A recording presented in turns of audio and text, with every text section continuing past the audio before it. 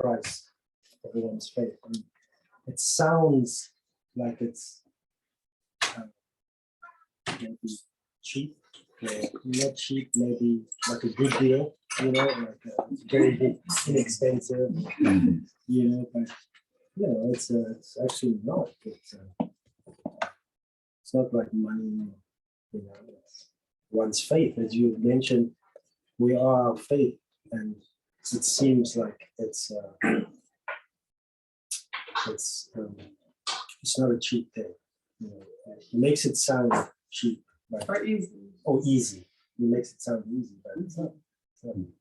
I was just wondering why should Bhaktivinoda would say only. Yes, well, you're right that our faith is everything in a sense. I often point that out by way of citing Krishna's statement in Bhagavad Gita. There he says, Shradhayam Purushaha. It's a chapter about faith. Arjuna asks the question about the nature of faith.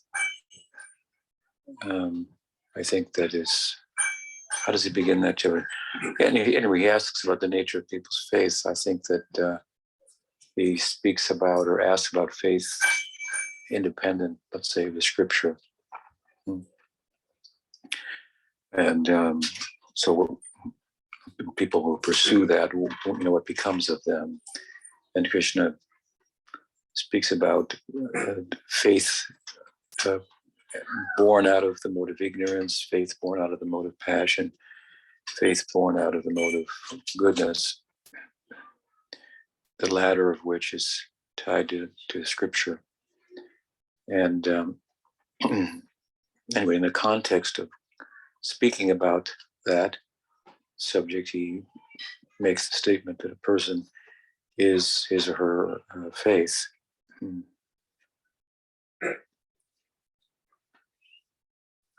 That's one way of speaking about it, and well, it means you got to give your whole self, right?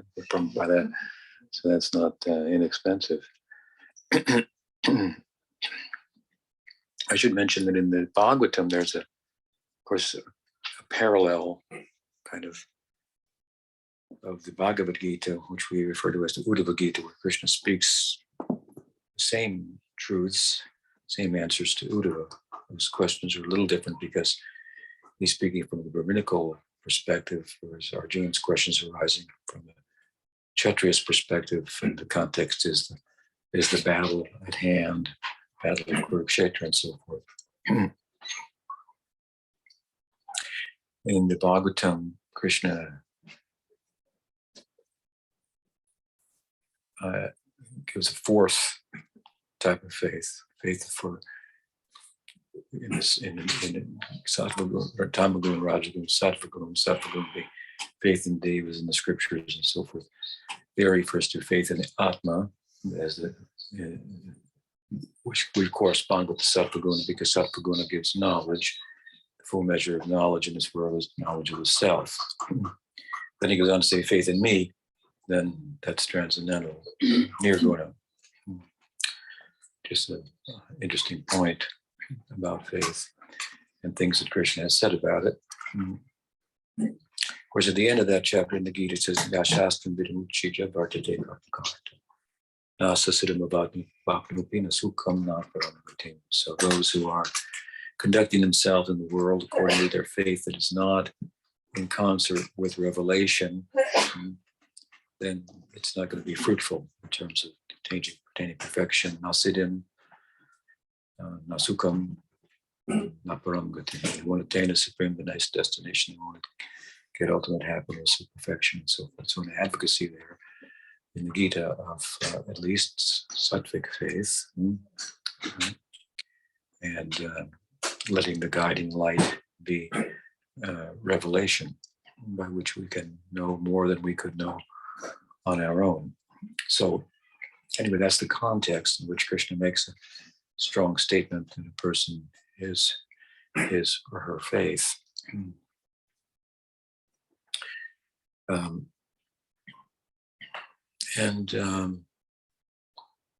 Another thought comes to mind. I'm just underscoring the point that you're making to begin with.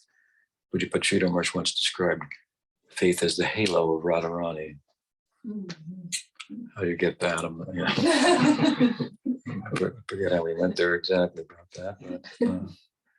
But he's speaking about divine faith and it coming from above, Shadavanjanahe, Shadavan, by associating with persons of that faith, of that character, then obviously it's contagious. So we get that. And it's, I think what Pujapad Sridhar Maharaj meant by that, among other things, is that it's it itself, the faith is illuminating.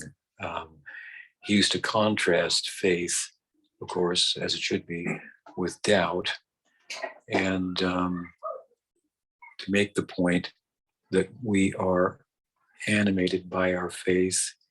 He poetically used to say that suspicion leads to suspension.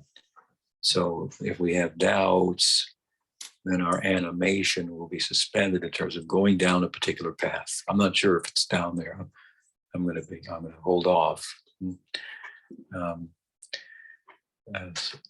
And in that regard, he would often refer to the spiritual world as planets of faith, where there was no doubt, and correspondingly where everything is animated, right?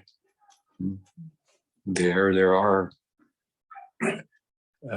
what appears to be earth, water, fire, air, ether, and so forth, but they're not behaving in the limited way that they do here. These elements, elemental constituents of the Maya Shakti, they're everything is alive and conscious, right? So if there is a realm of doubt, doubt is absence of faith. So there must be a realm of faith. And that would not be a blind faith, but the kind of faith that gives vision and to that which we could not have otherwise. So it's the vehicle. Pujapad Sridhar Maharaj once said that and this was in later years of his presence amongst us, when he was quite ill and nearing the time of his passing. He said he went to sleep one night and he dreamt that all of his scriptural knowledge was taken away. And he had a fair amount of that. Pujapad Bhaktisiddhanta Saraswati Thakur once referred to him as Shastra Nipuna. That's a nice term, scriptural genius. It's a word that Rupa Goswami uses to characterize, among other characteristics. One of the characteristics of one whose adhikar, or eligibility for bhakti, is uttam, of that standard, uttam adhikar. So it's a generous, or a quality to take note of. But he was thinking of himself, of course, in regard to the dream, in terms of all of the shastric knowledge that he had, and it was taken away. And he said, I was left with only my faith to travel with, to carry me. Of course, it was substantial. So I would say he was in good shape. He had told me several times that whenever somebody comes and they have a lot of a good big intellect, I have to beat on them. Gyan Shunya Bhakti, Gyan Shunya Bhakti.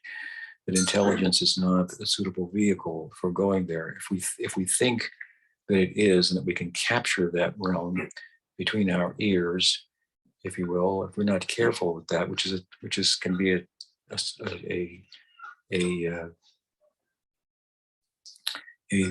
problem for the Madhyamadikari, that who has got a good intelligence, and they try to capture all the text, all the books, everything.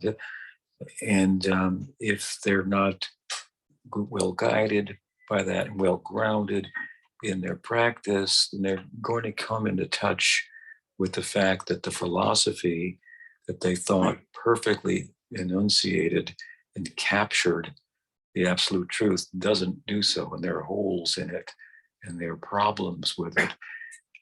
As we should know in advance, that realm is one from which, as the Upanishads say clearly, speech having gone returns, tries to go, returns. Mind tries to go and returns. It can't go there. If you try to go there with your intellect, it will create doubts rather than faith. You have to use, this is why I say often, you have to use your head to soften your heart and actually practice, which is not a head exercise, it's a heart exercise. It's hard enough to exercise your head, when to speak of exercise your heart, right?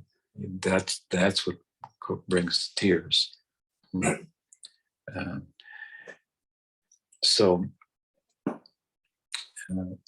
Yeah, if you try to enter there with intellect alone, the result will be doubts that come. And if then your practice is not well grounded, then the intellect, then you see this happen sometimes, and they find doubts in philosophy, and then sometimes such persons go away. Unfortunately, at least for some time. So intellect, what speak of mind or senses of themselves, are not suitable vehicles for going there. As I've said it before, and it's obvious, these are products of our own conditioning. So they come from the counterfeit world here. So they don't have any purchasing power in the realm, in reality, in a land beyond death. You can't buy any real estate there with that currency. It's false. Still, it can be harnessed and utilized to one's advantage, to help to foster one's faith. And that's when, as I sometimes say, sadhana becomes, you understand, there's some skill to that. So anyway, faith is the vehicle. Tripurari Maharaj, again, often described the part of the Om as planets of faith. Again, this is a planet of doubt, and there's no doubt about that. In another sense, I should say, intellect is the doubting function in us. We question, we doubt. Mind is the seat of emotions. I like this, I don't like that. This feels good, that doesn't feel good. The mind comes up with those determinations. The mind may say this feels good, but with our intelligence, we could say, but it might not be good for you.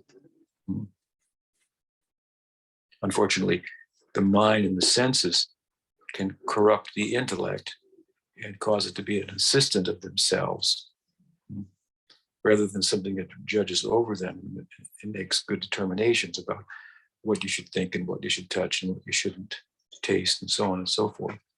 So this is very problematic. Now the intellect becomes a servant to the mind and senses and their demands, and then we're using the power of human intellect that surpasses the intellectual capacity of all other species of life to do what other species of life do with their senses.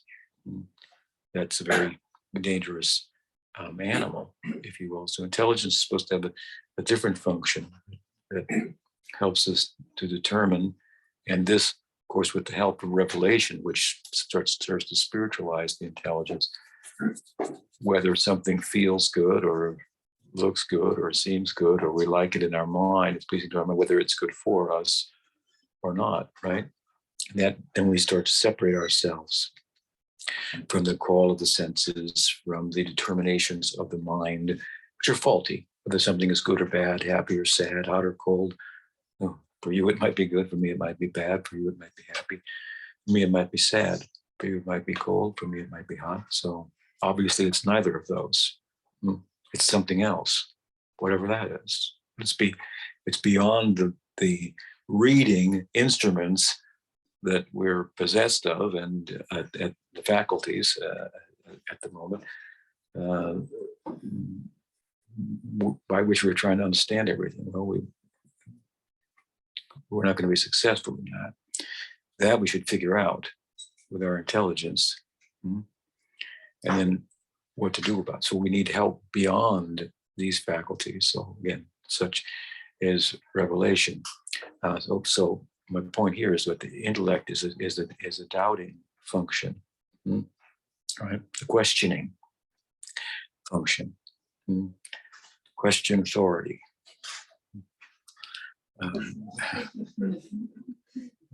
Don't question your own bliss, though. I've seen that. That's a problem.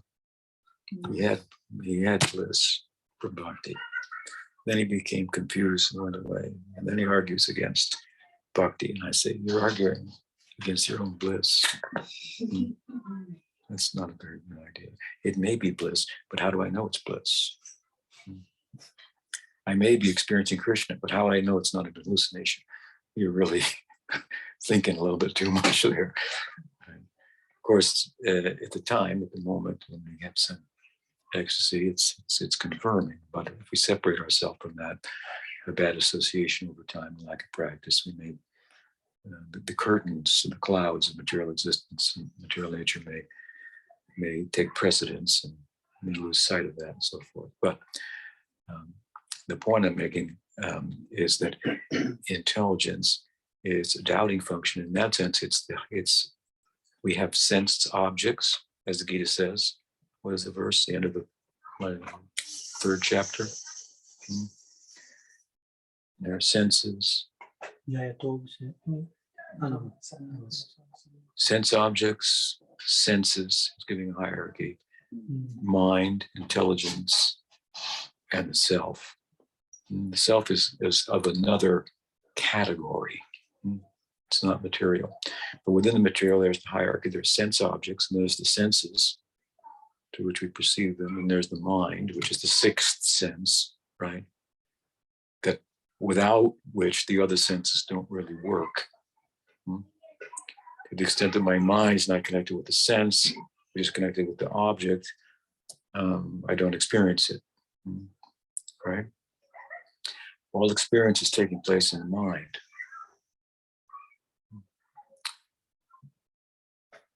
So yoga is a perfect solution for ending all the suffering. It's all in the mind. It's about mastering the mind. But at any rate, above the mind is the intellect. We have Brahma as the 4-headed, personification of his planet is the planet of intellect, Brahmalok. So this is the upper end of material existence. With the help of intellect, we can distinguish between matter and spirit. Sattvic perspective. So this is a realm of doubt,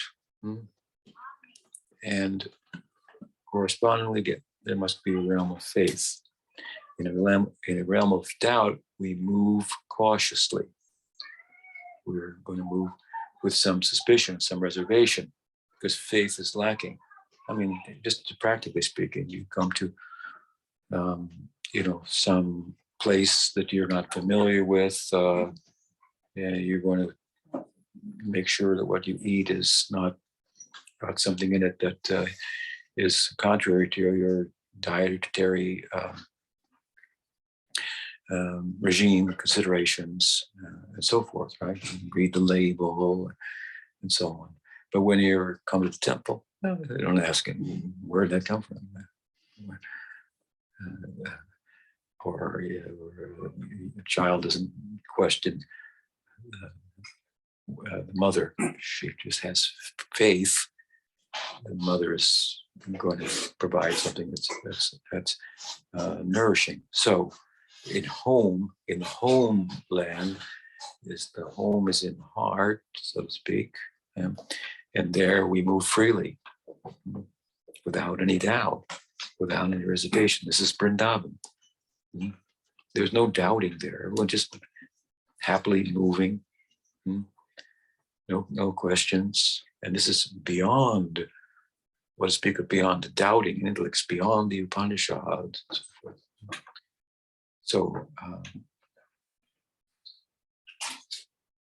So some thoughts about faith, things that I've said before, you may be familiar with. And so your question is, well, only faith, he's giving the holy name for just one's faith. Seems like it's not inexpensive, but it's quite expensive. But what's meant there, of course, is that bhakti and the Ananda Kanda of Gaur Nityananda, rather than the Gyan Kanda or Karma Kanda paths ordained in the scriptures, or let's say along with Gyan, Yoga, both of which are means for transcending material existence. There are practices that are arrived at after having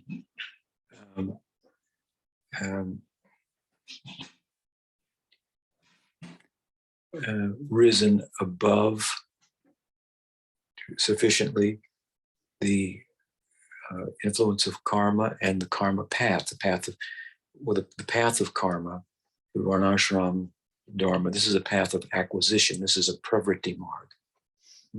Yoga and Gyan are nivritti margs. In the pravriti marg, we think more is more. And in the nivritti margs, we think less is more. So they're very opposite. So the nivritti marg follows exhaustion on the part of the practitioner of the karma marg. Exhaustion meaning that he or she has come to the conclusion is this ain't happening here. It's not happening. More acquisition is not is not giving me the kind of knowledge that informs action that will bear the kind of happiness that we all seek without any limitation. So from Pravriti Marg to Nivritti Marg, we've got Gyan, Yoga schools there. So there's point being that what you need faith to pursue Varnashram. Why would you pursue the Varnashram path and in effect, by doing so, acquire a license for acquisition and undergo the and have to pay for what you get beyond what you might have to do materially to acquire it. In other words, you have to make an endeavor, obviously, to acquire, but according to the Karma Marg, you also have to take into consideration what the scripture says and do it this way. And doing it in that way, you minimize the negative repercussions of taking, which amount to owing, right? To some extent, you can get good karma rather than bad karma. You can acquire more from the Karma Marg than you could just by acquiring. Just by acquiring things in here, in this world, through whatever means, legal or illegal, well, you're not going to attain, for example, a celestial birth, where there's abundance beyond, your imagination. So you have faith what the scripture says. Therefore, you license your taking by taking according to the scriptures. And so this is the whole, this Karma Marg is the whole, tries to cover the whole range of your human life and all the things that are basic to humans, birth, and becoming an adult, marrying, bearing children yourself, passing from the world, all of these stages that one has to go through, all this is talked about in scripture, how to do that, how to proceed with regard to these things. So it's very nice. There's a lot there. And so you have to have faith anyway to do that, right? And if you come to end of that path from Dharma Jignasu, inquiring into Dharma, then you inquire into Brahman, Brahma Jignasu. So in order to inquire into Brahman and pursue the path of Gyan, you have to have faith in the path of Gyan. Like I've said before, the real fruit of adhering to the scriptures with regard to the Pravritti Marg, the path of acquisition, is the faith in the scriptures and revelation that you acquire. So if I say, if you do this, make this potion, do this fire, then you're going to get a good son. So you do it and you get a good son. Well, the fruit is the son, but really, if you look more carefully, the fruit is the faith in the scripture. So he keeps looking deeper into there and deeper. And then he comes to the conclusion, or she comes to the conclusion, this is one portion of the scripture that talks about acquisition, but if I look at it carefully, I understand, well, I'm going up the down escalator here. I'm not really getting anywhere by this. And so Brahma Jignasu. So there's a qualification for Brahma Jignasu, which is having passed through the Dharma Jignasu. But just like you have to have faith to participate in the Dharma Marg, you have to have faith in what the scripture says about the invisible. You have to have faith that less is more. And now, you were acquiring things that was very tangible.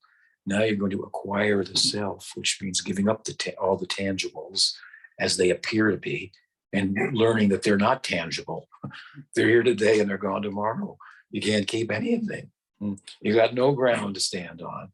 You are the ground. You are a unit of Brahman. You are the ground. You have to stand on that. But where am I? So there's some faith is required, right? And you see others practicing and they're articulating the faith from the scripture. So you need faith in that, but you also need to pass through the Dharma, Karma Marg. This is typically the idea. And as a result, the heart has become cleansed to a certain degree. Just like Krishna says in the Gita, if you want to sit in meditation, in Gyan or yoga, contemplative life, well, he says, I recommend that you don't just jump into that from the Karma Marg, but do Nishkam Karma, because you're moving in a certain way for eons for acquisition. So in Nishkam Karma, you can continue to move, but you give up the fruits. You practice giving up the fruits. So you're going with the momentum that you have, but slowing down the trajectory and gradually turning the course. So what you're pursuing now is to dutifully perform the karmic duties in that system and forego the fruits, because people typically perform the karmic duties to get the fruits, to get the highs and avoid the lows. So that's how they're moving. So obviously it's not going to be a very peaceful path. I'm trying to avoid the highs and I'm trying to, acquire the highs and avoid the lows. But as high as it goes, is as low as it goes.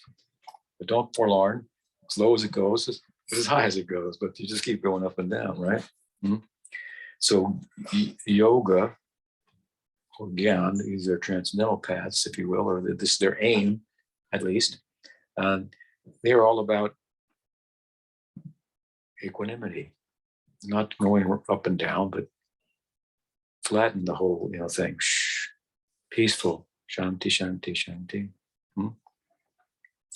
Where does it come? Well, you're not chasing the highs or the lows now. You're doing the duties of the karma mark because they should be done, ordained as they are in scripture. And the fruits are, you're not chasing them. So whether it's up or down, it really doesn't, that's not of much concern to you. Your concern is, I'm going to perform the karma appropriately. And ultimately, if I give the fruits to Krishna, well, that's some type of bhakti there as well. That's another thing. But the point being that for karma, you need some faith, and you need to be a human being, and qualifications. And for gyan, or yoga, you need qualification. Let's take a look further at yoga. I mentioned this the other night. In the 6th chapter of the Gita, where Krishna is talking about Ashtanga yoga, he mentions brahmacharya. And this is one of the yama niyamas of Ashtanga yoga. Am I right? Now, you got to have faith in yoga before you start twisting yourself up like a pretzel and so on. I mean, in the classical sense, it has a goal, right? It's a very sophisticated method of controlling the whole of the physical and psychological sense of self, controlling the mind. You can control the heartbeat, the organs, and so on and so forth. You become like the Paramatma almost, which is ultimately, ideally, the object of one's practice, Vishvara Pranidhan, right? So anyway, it's a very complicated and sophisticated methodology, but it requires a certain level of attainment besides the faith in it. You have to have faith that it's going to work. Otherwise, how can you proceed? But it requires more than that as well. And I'm giving a good example. Well, brahmacharya, that won't be popular in the modern cultural appropriation of yoga. But from the classical texts that we learn about yoga, we find that this is a qualification. So, how many people are going to be brahmacharya? Means celibate. I mean, they have a fancy way now in the modern yoga community of dealing with that. I don't know how exactly they're going to, but it's not what's meant classically there. Therefore, I say in yoga, you can't have any friends. In gyan, you can't have any friends. You progress in these schools by detachment. In bhakti, by contrast, we progress by attachment, by sadhu sangha, by like-minded devotees. You can like devotees. You can be attached to devotees.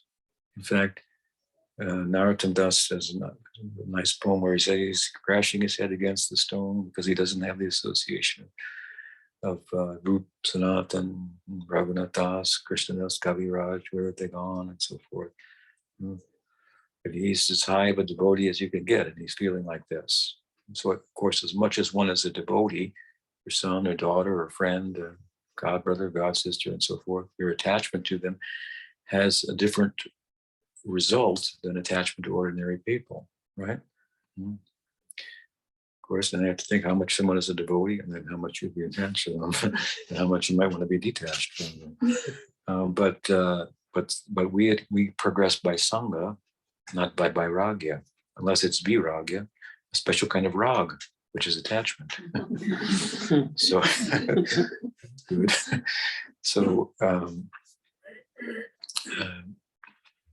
So the point is that for these other paths, be it the karma marg, gyan marg, yoga marg, you need faith, but you need something more, and quite a bit more, to practice them, especially with regard to yoga or gyan. Krishna says you can't just sit down and do gyan. You have to, the heart has to be pure. Otherwise, how can you sit? Because you're going to be dictated to by the desires that are in their heart, and your mind's going to be agitated. And it says, "Mityacharachu sochite." Don't sit down prematurely like this. Then you're just a hypocrite. He's sitting down. Nobody's looking. I can open my eyes. You see these pictures sometimes on the internet. Somebody's a yoga teacher, and there they are on the mountain, by the river. It's a path for leaving the world. Gyan, yoga, Everybody, what did Krishna say? He's going to go in the forest. Don't sit too high, too low. You're alone out there, and you're alone, but you're competent enough to deal with the mind because through nishkam karma, classically as Krishna explains it. Well, you've reduced, diminished, you've changed the trajectory, as I was saying. You slowed it down. You changed. Now that means the desires are coming out of the heart because you're not chasing after them anymore. You're practicing not chasing after them, not after the fruits. So you've come to some balance, sattva, and you can sit, right?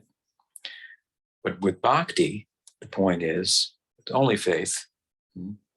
You don't need all these other things because of the power of bhakti and the generosity of bhakti. So bhakti is post-liberated in its nature. That means it's near guna, rather than yoga and gyan. These are sattva guna. So in and of themselves, they don't have the power to deliver you to transcendence unless some bhakti is factored in. They can give you a passport, but they can't give you a visa to Vaikuntha. That has to come from the other side, from the nirguna. So some bhakti has to be factored in. So the intelligent person will think, well, why not just do only bhakti then, which is easier anyway, and it's more generous, and that, and this is the emphasis of Chaitanya Mahaprabhu's school. Like Ramanuja school will emphasize the post-liberated nature of yoga, of bhakti. But we are on both ends of the spectrum. Not only is bhakti the ideal in and of itself, and transcendental in character, is very generous, she extends herself to those who have no qualification, even for varnashram, like us, right? Just very, very, very generous. Through sadhu sangha of these Mahatmas, Vaishnava Mahatmas, we can develop faith in bhakti. Now, when we develop faith in bhakti and we start to practice, we should look for the kind of results that you'd get from nishkam karma, that you'd get from gyan, that you'd get from dhyan, and that you'd get from bhakti, ultimately herself, the others I mentioned being byproducts of bhakti. So if you want the prem, look and see if you're getting the result of the byproduct. If you're not even getting the byproduct, well, you're probably not going to be getting the actual product very soon. You follow me? Yeah. So, I mean, we should have that in mind, but this is a very high ideal. We should hear about it. Like I said, you need, it's like a candle in the heart. Well, you need a candle before it gets lit. So some tattva, rasa tattva is important. With good association and practice, like the candle will be lit. Then, then you can teach. Then you are good association. Still, you'll want good association. But yes, bhakti is very generous. But we should again be what's mentioned in the Gita. Gita is not telling us first you should do varnashram, then you become qualified for gyan, then you become qualified for dhyan, then you become qualified for bhakti. Now, Ramanuja will teach like that, and there's a way of looking at it like that. But the bhakti dispensation of Chaitanya Mahaprabhu, at least, is not telling us that. It's saying that by sadhu sangha, you can be qualified for bhakti because you can get faith in bhakti's efficacy and the generosity of bhakti. You should think bhakti is very generous, not seeking any other qualification from me, just the faith that I got from somebody else freely. How fortunate I am. Now, how will I spend my faith? For more bhakti. Let me spend it. And what should I look for? The results that would come from other paths should be within bhakti. That's why we go to Goloka. what do you find there? Well, Varnashram is there, right? They're following the Varnashram. I mean, it doesn't mean anything. It's just a structure, right? To the social life of the Leela. The whole thing is being driven by bhava, but it has to take a shape. So it takes the shape. Krishna's Abhira, from this caste. They're cowherds. You got the Brahman Madhumangal. He's like the farcical Brahman, right? Which is a way that the Goswamis have couched into their Leela Granthas the idea they're taking a poke at Varnashram and the Brahmins, even when we regard the Brahmins. To be a real Brahmin, that's another thing, but that's not typically what you find in Kali Yuga, which is characterized by the corruption of the Brahminical class in terms of Varnashram. Another reason why, let's just go to Bhakti, especially if it's been offered to you. Step on the head of the Varnashram, take up Bhakti. But anyway, point being what? The social structure of the Varnashram is there. Vaidhi Bhakti is there. They're worshipping the Shringadev. But of course, their mind is on Krishna. So they're like us, they're distracted. Varnashram, Vaidhi Bhakti. Oh, the description, the geometrical, description of Golok, the sonic, geometric, poetic description of the hexagonal lotus inside the square of Svetadweep. And so all the 4 Vedas are there on the corners, and all the cities are there, yoga cities are there. And then they're not letting anybody in. So anyway, the point is all of this is there. The implication of which is, and this comes out really beautifully at the end of Krishna's dissertation on yoga that begins in the 2nd chapter of the Gita, the middle of the 2nd chapter, after explaining the nature of the Atma and the difference between it and the body, how to realize it is the second half, right? And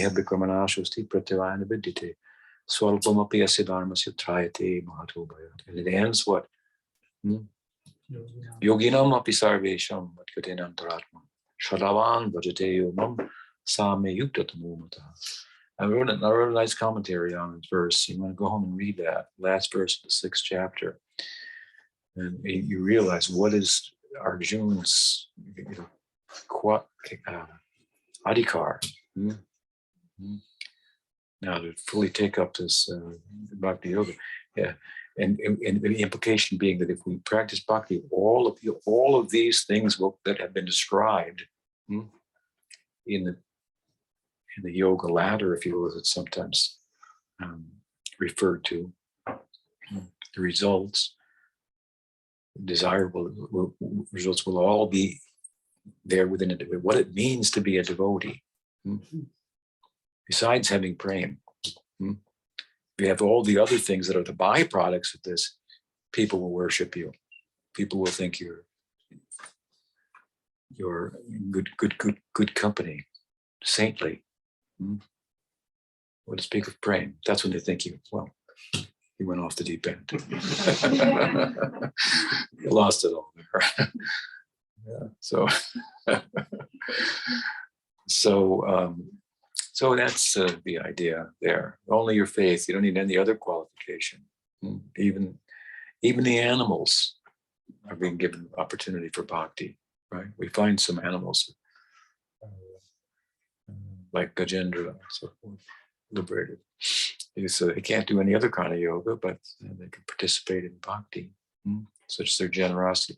So she's on both ends of the spectrum. At all low as you can go, she goes, and as high as you can go, there she is, as the driving influence of the entire movement of the spiritual world, all moving under the bhakti, Shakti. Does that help? Thank you very much. So a lot of the things are like we may sometimes say, Bhakti is a very easy path. I think it's very easy. You have to understand it's a big, easy comparatively to other paths who purport to be, whose aim is transcendence, enlightenment. There aren't a whole lot of them. But comparatively, it's easy. But it is a path in pursuit of something that's not cheap. So you do have to give everything. You can't say, well, just give a little bit and you'll get it. No. If you want all of Krishna, that is Braj, all of Krishna. He's controlled by the Gopas and Gopis. That's what Krishna is. God controlled by bhakti. This is Krishna Kashani, one of the characteristics of bhakti. It attracts he who is all attractive. What? So what is bhakti then? Attracts he who's all attractive and captures him, has a capacity to conquer him. So you get him entirely. So you're not going to get him entirely without giving yourself to him entirely. How will he give himself to you if you don't give yourself to him? Fair, right? Reasonable. But still, he'll give more of himself to you than you're willing to give of yourself to him. He send you a guru, his representative, sadhu sangha, nam namakari, bahuda, nijasarva shakti, tatrarpita niyamita smananina kala. He comes in the form of his name. What's in his name? Nam namakari. Many names.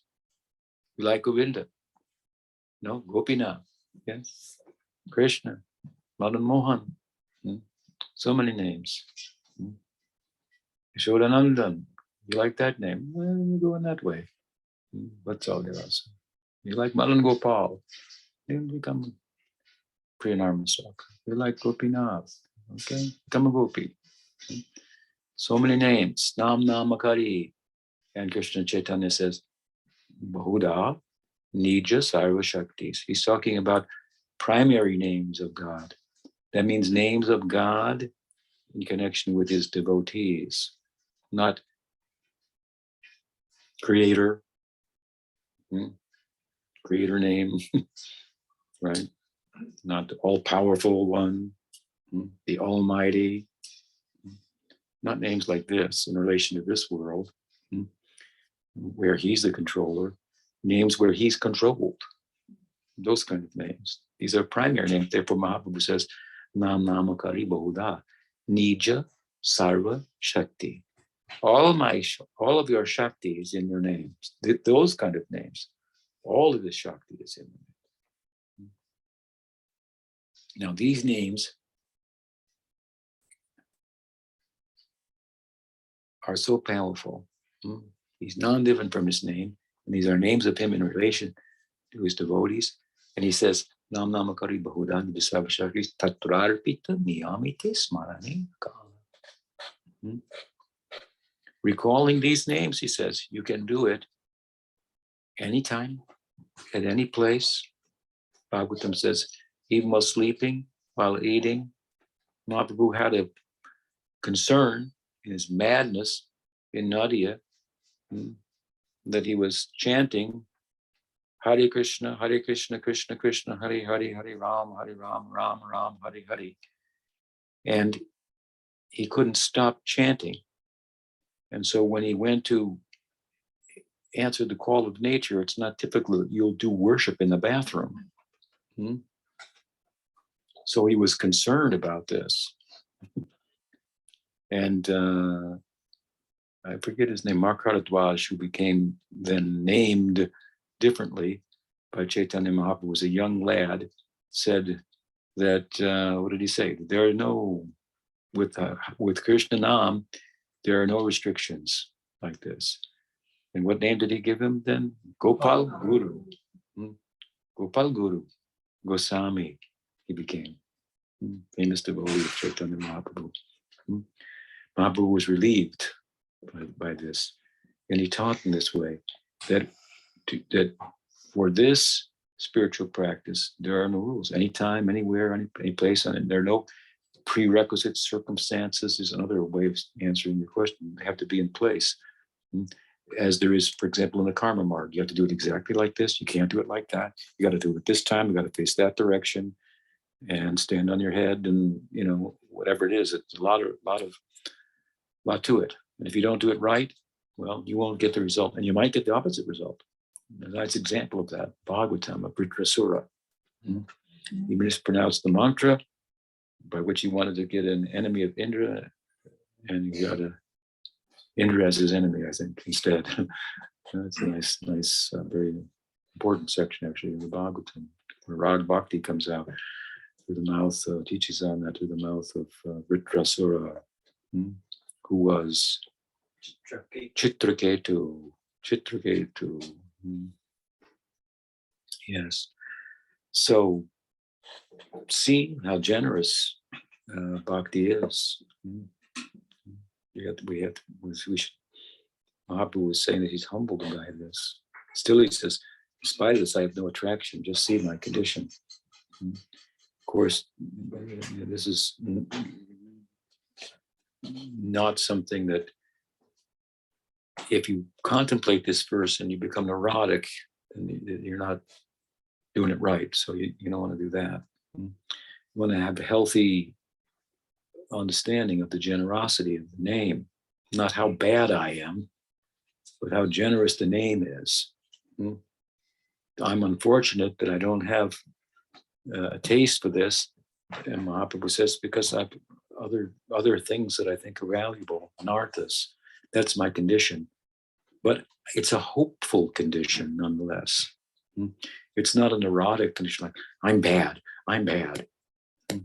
And now you're feeling bad and you're all psychologically out of balance and you can't chant. No, it's Krishna is merciful. His name is so generous. I don't have any attraction for it. That's my misfortune. But I'm holding on to that. He's not letting me go. The name and the named are non-different. But there's a difference between the name and the name. And if the name is more generous than the named, we might offend the form of Bhagavan, but his name will stay with us. Who's the best example? Haridas Thakur. He offended Krishna, the form of Krishna. He saw him in the Brahma Vimohan Leela and he said, that looks like my guru that I saw at the dawn of creation, but he's acting kind of weird. He's not following the vidhi. Look at him, the way he's conducting himself with these. Who is he? He's an imposter. I should test his powers and so forth. So he had to take birth as an outcast from a Hindu perspective at the time. But the name stayed with him. Right? Name stayed with him. So this is a verse not to make us neurotic about how bad I am, but how great the name is. Yeah. And one of the measures is, well, just see, I'm unqualified. I don't have any taste.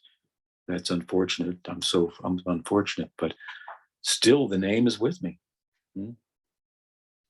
I don't want to offend the name. Then the name may recede.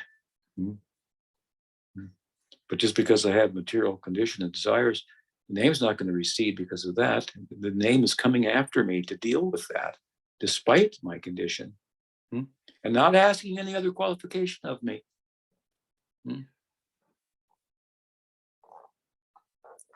It says, even in your sleep, you can take advantage of me. Even while eating, which typically means you don't eat and do worship at the same time. Right? So the generosity of bhakti, and then the highest reach of bhakti. Yoga can't go there. Yogis are trying to remember Krishna. Gopis are trying to forget about Krishna. And they can't. Making a concerted effort to forget about Krishna and they can't get him off their mind. What kind of samadhi is that, right? They're in samadhi and they're doing kirtan. What kind of kirtan is that? We heard about this the other day, Gopi Gita. They're doing kirtan in the depths of samadhi. What's that doing? So just to point out, underscore the idea that the goal and the way are one, right? It's not like that for yoga or bhakti or gyan. You leave the path to attain the goal. So, some thoughts on that. Anything else? Yes, Gayatri. In the during the rasa dance, when Krishna expands himself to dance with all the gopis, is it like during the picnic lunch that all the gopas thinks that Krishna is with them exclusively, like the gopis thinks that he's with them exclusively, or are they aware that he's dancing with everyone? And if they do think it's exclusive, why are the mandaris not concerned about the union between Radha and Krishna? Why are they not concerned? Yeah, why? I mean, if they're dancing with Krishna themselves, why are they not thinking that Radharani, Radha's not dancing? If the manjaris are dancing with Krishna. Are they not dancing? That's your question. Yeah. Well, the answer to your question, which seems to be twofold, is that yes, each gopi, of course, Krishna, the gopis come, they meet Krishna, and the rasa dance commences after the Pranaya Gita, right? After they answer his suggestions that they shouldn't be there from the point of view of Dharma, and they turn it all around on him, and make a case for it's appropriate for them to be there and so forth. And so the rasa dance commences, right? And each gopi thinks that Krishna is standing next to her. Now he's dancing with me. Obviously, if they knew that they were dancing with each one at the same time, this would bring the Aishvarya into the picture. So Sukadeva is seeing this in his heart, and he's telling us that this is what's happening. But they don't see like that. Each one thinks that Krishna is only with me. This is how fortunate. And each minute seems like, the whole duration, or the whole duration seems like just a minute. Just a minute. So that's one thing. With regard to manjaris, they are not going to be dancing with Krishna. There are two basic types of Madhurya Rasa. And that is Rupa Goswami explains in his chapter about sadhana bhakti.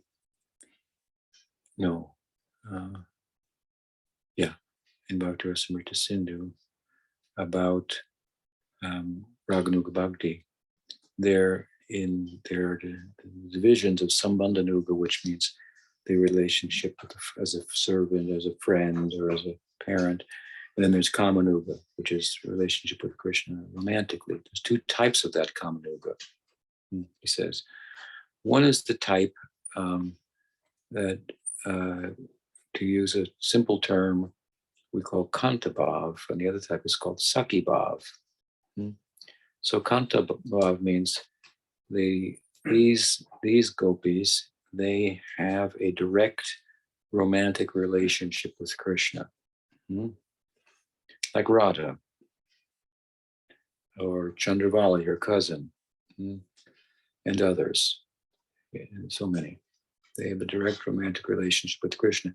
So, to one extent or another, they're a little bit tend to be competitors with Radha. Let's say. Whereas the other type, Sakibhav, this is you use simple terms to describe it.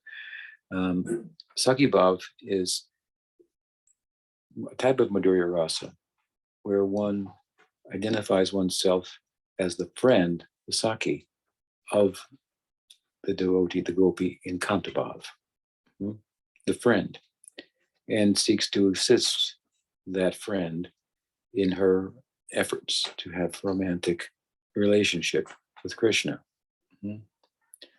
Sometimes there are different types of those sakis. Sometimes some of them, their own saki, who's in Kantabhav, may say, you should go with Krishna. And they go. But then the manjaris are a type of saki bhav who are characterized by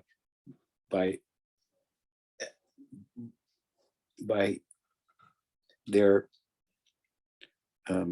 kama, their, if you will, romantic desire is subjugated by their service and friendship to their saki. It's so strong, it's so committed that they reject overtures from Krishna, who teases them or tests them. This is the characterizes the manjari. And that is that so in their bhava, you can say they don't like Krishna as much. They like Radha more than Krishna.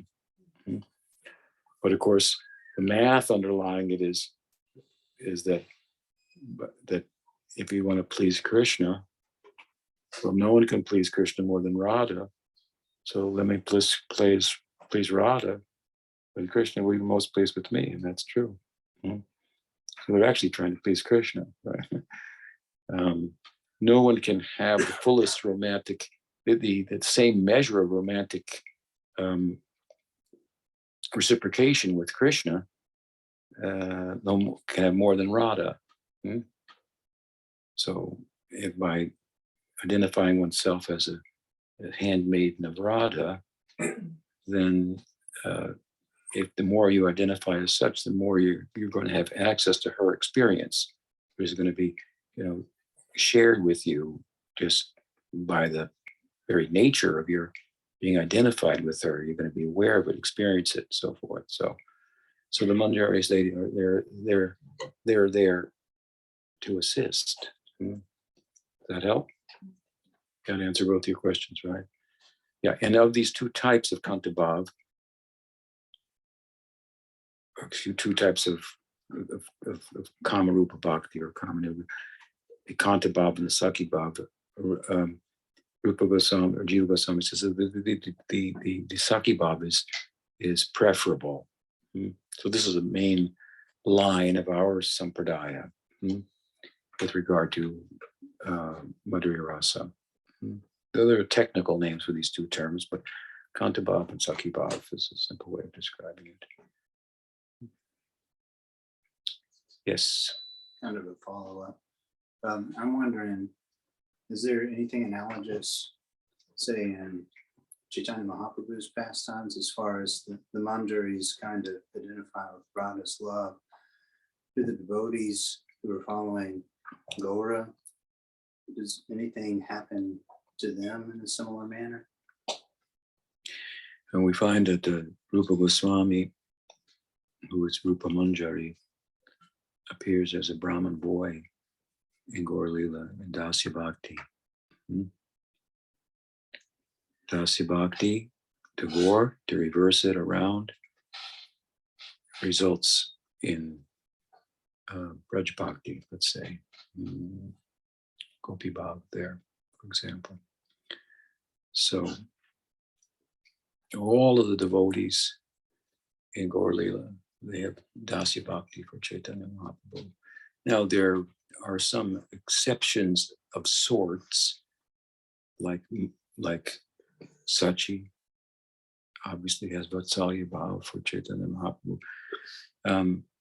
But this is like Ramchandra in Ayodhya. He has romantic relationship, if you will, with Sita. He has his brothers who are his friends, Lakshman and so forth. But whoever enters there follows Hanuman and Zadasya. We see in Ayodhya, this is peculiar. Here is Bhagwan lying in a form in which he has parents. he has brothers. That's not there in Vaikuntha. So from the Gaudiya perspective, Ayodhya is like just a little above Vaikuntha. And it speaks to us of the fact that there's a possibility of having those kind of relationships with Bhagavan beyond Dasya, although only Dasya is available here. So when I look at it like this, Ayodhya is pointing to Goloka, where all those possibilities exist for whoever goes there. To have Krishna as a friend, to have Bhagavan as a lover, to have Bhagavan as a child, and so forth. Right? So similarly, there are going to be some figures. Let's say Sachi is a good example. Even she, though, at times we see some dasa for Chaitanya Mahaprabhu in her. All the devotees of Chaitanya Gadadhar Pandit serving Chaitanya Mahaprabhu as a das. Still, sometimes their bhava in Braj will obviously come out a little bit. But our entrance point there is in Dasya Bhakti. We don't find, for example, there are some sects that look at Chaitanya Mahaprabhu as Krishna, Vishnu Priya is his consort, and we are not going to worship Krishna and Radha, but Gaur and Vishnu Priya, and we're going to become Manjaris of Vishnu Priya, and so forth.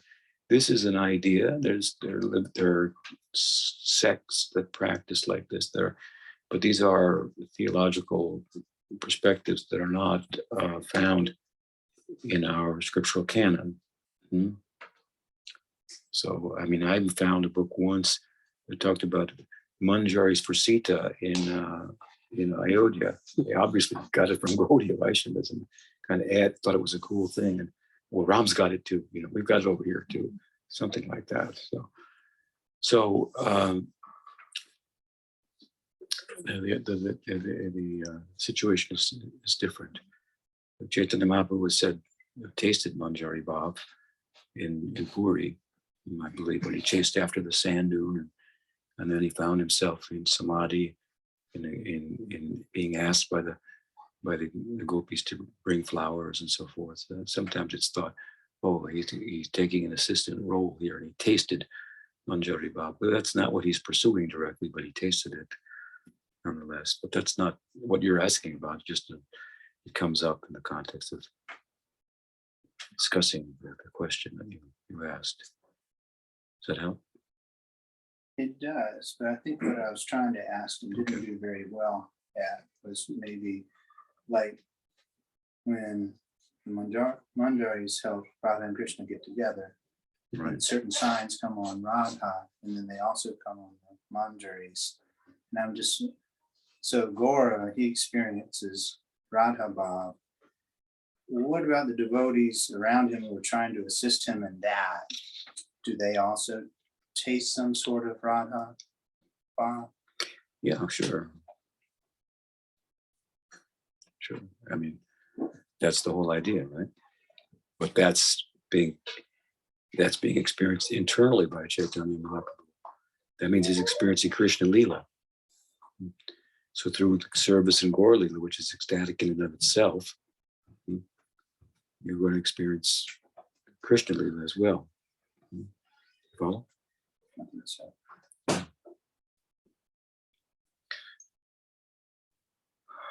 What else? What's the time now? 7:45. 7:40? 7:45. Okay.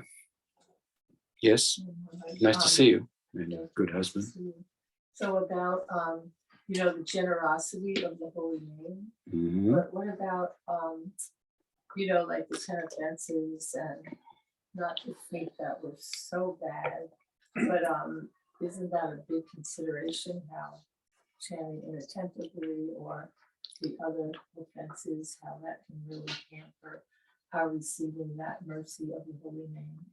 Well, as I said, the holy name is not going to run away from material desires, but if you offend the name, well, he's going to back off. Mhm. So that's a different thing. There may be sins of the flesh, or there may be sins of the soul. So sins of the flesh means, our material attachments. So Harinam is not concerned about that. It's coming to us regardless of that, and as a solution of that problem. But if in the context of providing a solution, and we taking up the solution, then offend the name, well, then the name may step back, at least for some time, right? If you offend a Vaishnava, the name may step back. So yeah, we should be aware of the offenses, and those offenses. The results of those offenses can carry all the way into Bhava Bhakti. Material desires in an artist can't, of other types, cannot carry all the way into Bhava Bhakti. But it's possible that by offense, the reaction will persist even in the Bhava Bhakti and then slow us down from proceeding from Bhava Bhakti to Prem Bhakti until the reaction of the offense has played itself out, if you will. So yeah, I mean, we should know what the 10 offenses are. You learn that the first day, you get initiated. Usually the lecture as well, and there are 10 offenses, and they give those, and so forth. That's important. But they're not that hard to avoid. I mean,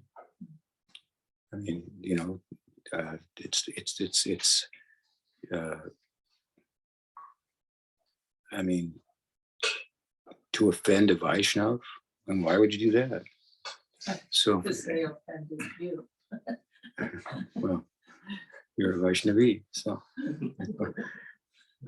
I mean, what constitutes Vaishnavaparad? I mean, this is all you have to look at it in terms of intention. So we see examples in the scripture of malicious persons, like that Gopal Chapal, I think his name was, and he tried to defame Srivas Thakur by defiling his house and leading people thereby to believe that he was a worship. He sacrificed goats or something in his house. So he was malicious, and had malicious intent. So this is Vaishnavaparad. He came down with leprosy. Mahaprabhu would not cure him until he was resolved his offense to Srivas. So there are other examples are there too. It said Ramchandra Puri offended Madhavendra Puri, but I mean, Madhavendra Puri was feeling pangs of separation from Krishna in the mood of Radha, and Madhavendra Puri says, you shouldn't be lamenting like this at the time of death. Starts preaching to him, like Mayavad philosophy. So that was not good. As a result of that, he got a samskar for it, and then he offended Chaitanya Mahaprabhu, criticizing him. Must be eating sweets because there's ants around there where he's staying, that kind of thing. Anyway, so these kind of examples are given. So I just cite them so that we don't have this like neurosis, like, oh, I offended that devotee, And of course, if you make an offense with your mind, you can resolve it with your mind. If you make an offense with your words, you can resolve it with your words. If you make an offense with your body and try to, beat up a sadhu or something, then you can resolve that with your body by giving your body in service to the sadhu.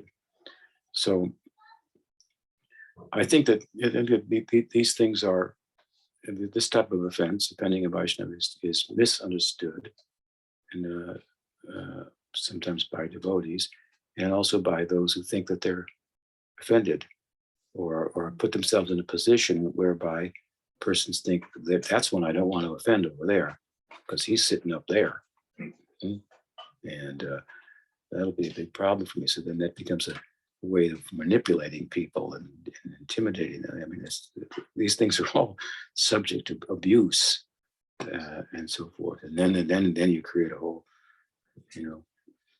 fear and make the audience neurotic and so forth. So it's hard to commit Vaishnavaparad.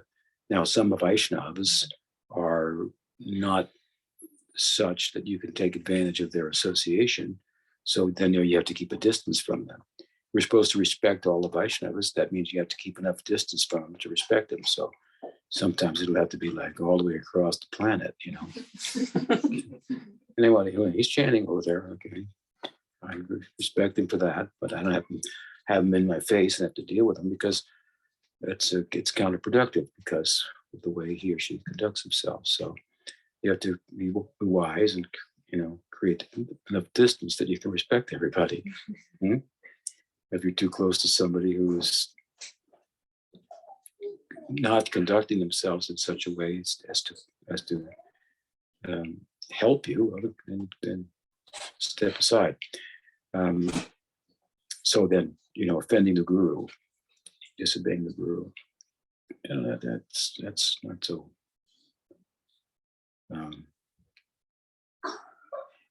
Who's Hard the to do. Like some of my disciples may say, I say, you know, I'd like you to go and do this, you know, and they say, you know, okay, but if you send me there, you know, I'll fall asleep on the road because I was up all night doing this for you, you know.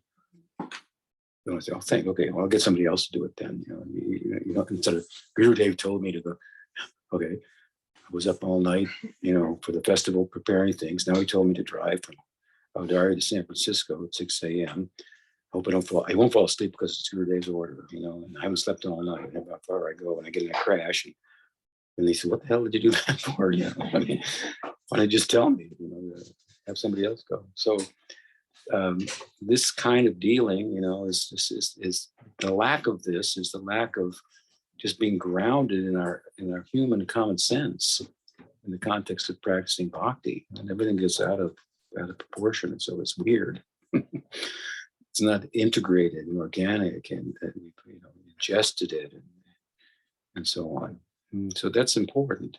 Anyway, so then what else are you going to do? Think the demigods are more important than Krishna? Well, that's, you know, you're not going to do that, right? So you go through the list, and you don't think that a horse sacrifice is equal to Sankirtan, right? So yeah, but yeah, we have to have a healthy caution for the offenses. We don't want to offend Bhakti, Harinam, Vaishnavas. What else? Yes. Maharaj, could you say something about, we spoke about Lord Chaitanya for the last several days. And to me, it's very interesting that when Lord Chaitanya accepts sannyas, he accepted from Mayavadi, not from, and I'm like struggling a little bit to understand why. I mean, doesn't matter from who you accept initiation. Yeah. You know, like if I look in our society, we practice in Vaishnava tradition, and suddenly we decide to accept sannyas from Mayavadi sannyasi, it will be quite a stir. Mm-hmm. But we don't hear anything in pastimes of Lord Chaitanya, and so just trying to understand. Right. Yeah. Well, there's a couple of points worth discussing in that regard. One is that during the time of Chaitanya Mahaprabhu, there was no Gaudiya Vaishnavism that had been formed.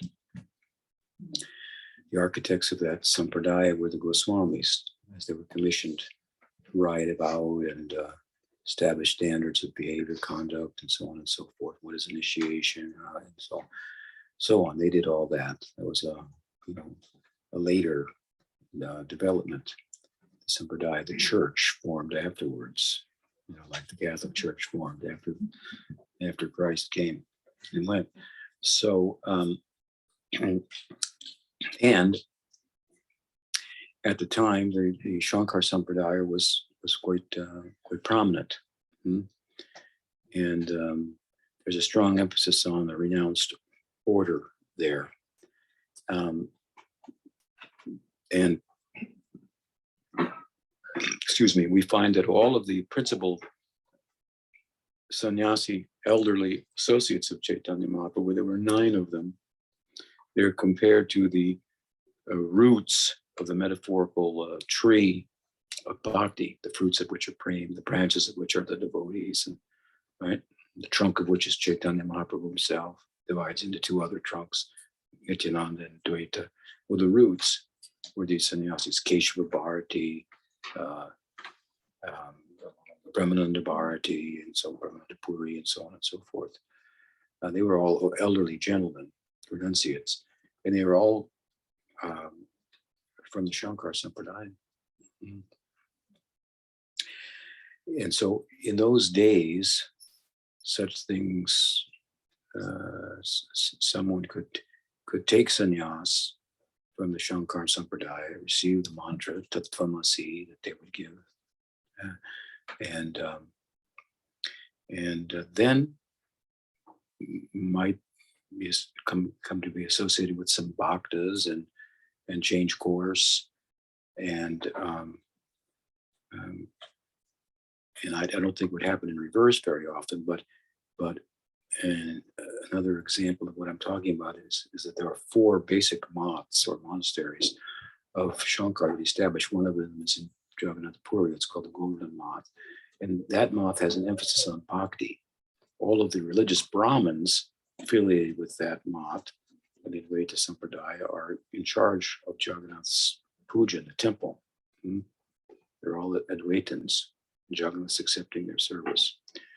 From that school, at one time, it's written in their books, the head of that math was Sridhar Swami, the famous commentator on the Bhagavatam that Mahaprabhu appreciated. So the implication is that he was in that head of the Govardhan math. He was a Shankar Sampradaya, in the Shankar Sampradaya, accepted sannyas there. And they have emphasis on bhakti as a means, not as we think of it. But he became converted. He changed his course and wrote his commentary in the Bhagavatam, which he'd wait and said, what kind of Bhagavatam, what kind of commentary is this? And their God's form is eternal, their Sarup Shakti, these kind of things. So Mahaprabhu liked that. So in the Ramanuja Sampradaya, which is a Vaishnava Sampradaya, the Madhva Sampradaya, they were way down in the south. And not as prominent up in Bengal, Jagannath Puri, and so forth. I think that the interaction between sects was a little more fluent, and discussing of concepts and ideas on the one hand, and on the other hand, of course, Keshava Bharati, as described by Murari Gupta in his biography of Mahaprabhu, which was written during the lifetime of Chaitanya Mahaprabhu, the earliest one. He says that Keshava Bharati came to Navadvip. He had the darshan of Chaitanya Mahaprabhu. And then Mahaprabhu determined to take sannyas from him in Katwa. He was from the Shankar Sampradaya, but he had already been influenced by Chaitanya Mahaprabhu to some extent by having his darshan. And then when Chaitanya Mahaprabhu went to get the mantra from him, he had doubts about the way in which the mantra is understood. Tat Tvamasi, you are that. The Advaitins take it like that. He asked Murari Gupta about it. He told him that he had a dream, and he dreamed that he got this mantra and he lost his love. So there's no love in that understanding of the mantra. And so Murari Gupta said, no, you should think of it like you are his. So Mahaprabhu liked that. And then when he went to see Keshava Bharati, he asked Keshava Bharati, is this the mantra that you were going to give me? And he whispered it in his ear. At that time, Keshava Bharati got initiated by Chaitanya Mahaprabhu with the Vaishnava conception. And he realized, I'm Sandipani Muni from Krishna Lila. Here I am, again initiating Krishna in the form of Gaura Krishna. So we see, now you may think, well, people probably made that up. No, this is a testimony of Murari Gupta, and we see that Keshava Bharati became a great Vaishnava. He followed Chaitanya Mahaprabhu. like Brahmananda Bari, Brahmananda Puri, Brahmananda Puri, Keshapuri, and so forth. They all became great followers of Chaitanya Mahaprabhu. They all converted, and so the sampradaya was being formed. Mahaprabhu said to Ramananda Roy, who praised him, said, "Oh, no, don't praise me. I'm just a Mayavadi sannyasi," according to the Krishnadas Kaviraj Goswami, put it like that. I heard one of the Shankars, or 4 Shankars presiding over the 4 Mahats, said, and Chaitanya Mahaprabhu himself said he's a Mayavadi sannyasi. So I just wish I had been there, because I would have said, "Oh, so where do you get that?" "It's right in the book, your book, Chaitanya Charitamrita." "So you accept the book as authoritative?" Let's look what else it says. Yeah, and then we put it in perspective. Right? So why did Chaitanya Mahaprabhu take initiation from Keshava Bharata? Because he's Sandipani Muni. As his guru. But it's true that the association was much more. It's not like, "Oh, he's a Mayavadi, don't let him in here." There was those very strident kind of sectarian perspectives weren't as much in place. Now, when Krishna's Kaviraj Goswami is writing Chaitanya Charitamrita, it's a little bit more sectarian, because he's trying to establish what among the ideas about Chaitanya Mahaprabhu are acceptable theologically and which ones are not. And of course, in the Sandarbhas, you find Jiva Goswami's arguing against Advaita, or be it Bhagavatamrita, Sanatan's arguing against Advaita theologically, philosophically. It is a strong point. But Prabhupada told me when he gave me sannyasa, even if you see a Mayavadi sannyasi, you should pay respect to them. We were walking in the morning, and somebody said, and Tripurari said, "That is Tripurari Maharaj." Prabhupada said, "You should always show." And then he said, and you? And he said to me at that time, "And even if you see a Mayavadi sannyasi." So, something to think about. That help? Mhm. I was like, because there is also a story about Shamananda Pandit, who got like a special tilak from Lalita Devi, and his guru walked from Bengal to chastise him. It was like a big stir at the time in the Vaishnava society, why he accepted. So to me, it was just like a little bit confusing that on one hand, nobody makes any issue or mention, at least we don't hear about it. But on the other hand, someone pays such a very strict, Right. Attention to this. But those are quite different times also. Yeah. Shamananda is a generation or half a generation after Chaitanya Mahaprabhu, after the sampradaya has been established and so forth. And what are the standards? What are the tilak you'll wear if you're initiated in this paribar or that paribar? All that was in place. And so it seemed a little out of place that suddenly his disciple was wearing a different tilak. Right? Shamananda. Then the story had to be explained. Of course, it's a very esoteric story that is instructive and so forth. Very different circumstances from that of Chaitanya Mahaprabhu. And, but you do see that, these days you see like, very sectarian, considerations. You're initiated in ISKCON, or they do it in other moths too. They say, well, if you're going to have Siksha, you have to get the permission of your Diksha Guru. But Chaitanya Mahaprabhu didn't ask for any permission to hear from Ramananda Roy. He didn't say, wait, I better go back and ask Ishwar Puri if I can associate with you. It feels good, do it. That's our teaching.